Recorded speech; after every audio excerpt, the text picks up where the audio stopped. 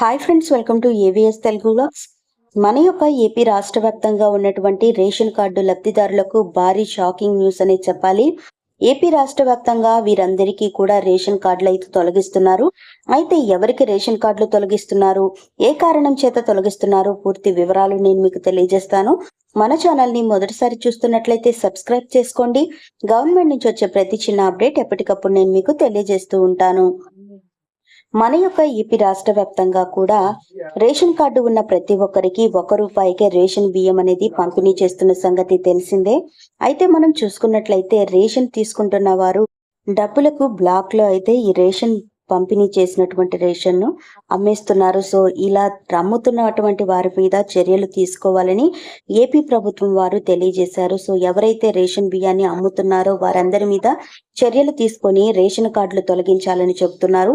అలాగే రేషన్ ను ఎవరైతే నెల నెల తీసుకోకుండా ఉంటారో వాళ్ళందరికీ కూడా రేషన్ కార్డులు తొలగించాలని చెప్పారు. ప్రతి నెలలో కూడా రేషన్ అనేది తీసుకోవాలని, కంపల్సరీ తీసుకున్న వారికే రేషన్ కార్డులు ఉంచుతాము, తీసుకొని వారికి రేషన్ కార్డులు తొలగిస్తామని ఏపీ ప్రభుత్వం వారు తెలియజేశారు. ఎందుకంటే రేషన్ కార్డు ఉన్న ప్రతి ఒక్కరికి కూడా అనేక రకాల సంక్షేమ పథకాలు అమలవుతాయి కదా. సో ఆ అమలు అయ్యే పథకాలలో కూడా రేషన్ పంపిణీ ఉంటుంది కాబట్టి రేషన్ తీసుకోకుండా ఉన్న వాళ్ళకి రేషన్ కార్డులు తొలగిస్తారు.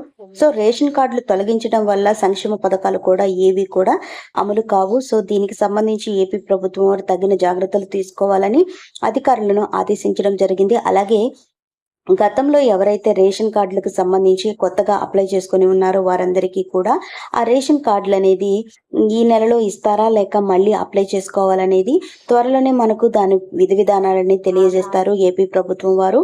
సో ప్రతి నెలలో కూడా మనం తీసుకున్న రేషన్ అనేది మనం వాడుకోవాలి. మనం వాడుకొని పక్షాన ఆ రేషన్ తీసుకొని వారి పేర్లు కూడా కట్ చేస్తున్నట్లుగా తెలుస్తుంది. అంటే రేషన్ కార్డులని తొలగిస్తున్నారు. రేషన్ కార్డులు తొలగిస్తే మనకు ఎలాంటి ఉపయోగం ఉండదు. ఎందుకంటే రేషన్ కార్డు వల్ల ప్రతి ఒక్క సంక్షేమ పథకం అమలవుతుంది కాబట్టి సంక్షేమ పథకాలు కూడా అమలయ్యే అవకాశం ఉండదు.